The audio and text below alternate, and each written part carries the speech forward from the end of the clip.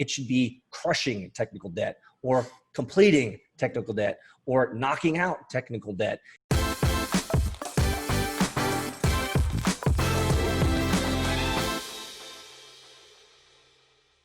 Welcome everybody to another episode of Real Agile or BS. I'm your host, Peter Saddington at Agile Peter with my colleague, Agile Bob Hartman, both of us from Agile for All. We love answering your frequently asked questions around agility, Agile Scrum, and all of the frameworks that are there.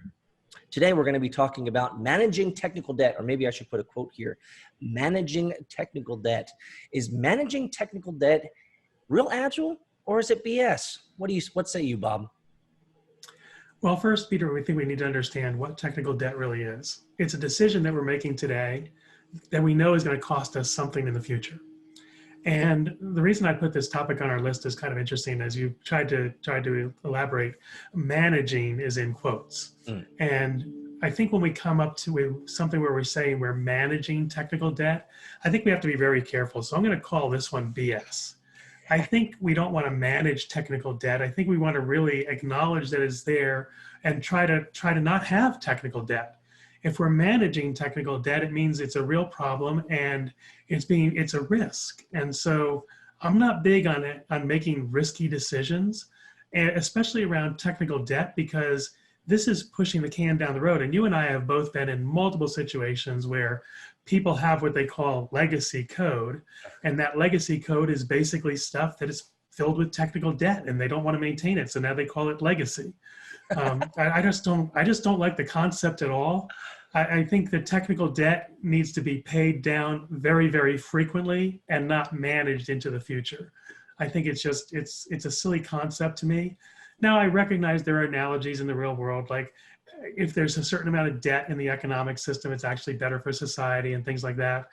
But I'm sorry, if there's a certain amount of debt in your software system or in your product, it's probably not good for the product. You're making choices that are actually hurting yourself and your customers at some point if you don't take care of them. So to me, I fall on the side of BS because managing technical debt often means ignoring technical debt, and I just can't get on board with that. How about you, Peter? I completely agree. I think the first thing that kind of arose in my gut when thinking about the word managing technical debt is that whenever you're managing anything, you're managing it for a while. And technical debt is not something that you want to have around for a while at all. One of the analogies that I use with my clients and my students is technical debt is like you have a house, right? It's your system. And I know that I always like to say this. I know that product owners always want to have direct functional value. They want to build new stuff on your house. They want to build a new patio. They want to build a new porch. They want to add a new fire pit. That's great. All these great features to your house are awesome. The problem is technical debt is a leaking faucet in your basement. Yeah, it's kind of a pain. Yeah, it kind of makes some noise as it drips. But here's the problem. As that sink continues to drip, it'll fill up, and it'll eventually tank your entire house, i.e. take down production, take down your entire house. And so you don't want to ever manage a leaking faucet. You want to fix the leaking faucet. And so if you don't pay it down now, just like any type of accrual of debt, you pay more over time and you'll end up paying more when you finally fix it because you've kicked that can down the road, as you said. And so I don't ever believe that you should ever use the word managing with technical debt. It should be crushing technical debt or completing technical debt or knocking out technical debt. We should never move into a case where we're managing it for the long term because it's just going to create costs, risks, burnout, and a lot of negative things that come along with any of that. And so I think I am completely in agreement with you. As a developer and engineer by trade, technical debt is a progress. Actually, that reminds me, I wrote a blog article about a decade ago where the title was Technical Debt is a Progress Killer. I remember the title clearly. So I've been the same a decade ago and I'm the same now. Technical debt is a destroyer of worlds. And you need to pay it down. You need to pay it down fast. And one way to do this, if I can get pragmatic here for a second, one way to do this is while you're working and negotiating with your product owner around what needs to be put into a sprint, bring up technical debt. say, hey, look, we need to pay down at least one story every sprint. I don't know what it needs to be for everyone out there, but at least pay down some technical debt every sprint so that you can constantly knock that out. So yes, is managing technical debt real Agile or BS? It's complete BS. Knock it out, crush technical debt, and everyone will be better for it.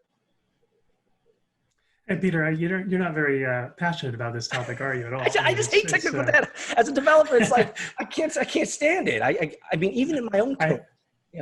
I have to tell you a funny story about a client I was working with last year. The development team complained that they had a lot of technical debt, and we tried to analyze the issue. And obviously the issue boils down to not having enough time to do the work that they were assigned to do. So lots of problems around that. But in the end, what ended up happening was, out of a big project, they would do the easy 90%, and that last 10% would always be technical debt. And so their product was only ever 90% done. And you wonder why their clients were unhappy. You wonder why they had a lot of bugs to fix. It's because they just decided that that last 10%, where all the effort has to go to do the final finishing touches, just wasn't worth doing. And they needed to get it out the door. And for some reason, somebody made the wise decision that if they got it out, they would start making money and they could fix the technical debt later. And that company is still in business, which is the good news. The bad news is that a lot of their executives had to be relieved of their duties and replaced. But now the team is thriving because now they understand technical debt is something to be avoided. They spent a lot of time, I think it was an entire quarter, paying down their technical debt from the prior year. And now they're a great company, but they had to recognize the problem first. And I think when we talk about technical debt, too many companies don't even recognize they have the problem. But I'll tell you, the biggest reason you have the problem is when you have this bunch of code, this big block of stuff nobody wants to touch. Guaranteed, that's your technical debt right there. Exactly. How about you, Peter? Last word. There's nothing more to add. I am passionate about this. I'm a big fan of the clean code movement. I'm a big fan of good code commentary, good software craftsmanship. I'm not a perfect software craftsman myself, but I will say technical debt is something that I strive in my own world to pay down because I just hate dealing with stuff that I've passed over or ignored for so long. It's kind of like having an issue in a marriage. Like you just never want to have those issues crop up and not talk about it, not engage with your spouse or your loved one. You got to deal with it. Deal with it now. It's less hurtful now than when, weeks later, months later, or whatever, years later, suddenly you have a blow up in your marriage. Okay, maybe I'm projecting. Guys, thanks so much. Technical debt, pay it down. Don't manage it, pay it down. I think will be my final word. Let us know your comments in the comment section below. Let us know what your thoughts are on technical debt. Subscribe. Thanks for joining us, guys, and we'll see you guys next time.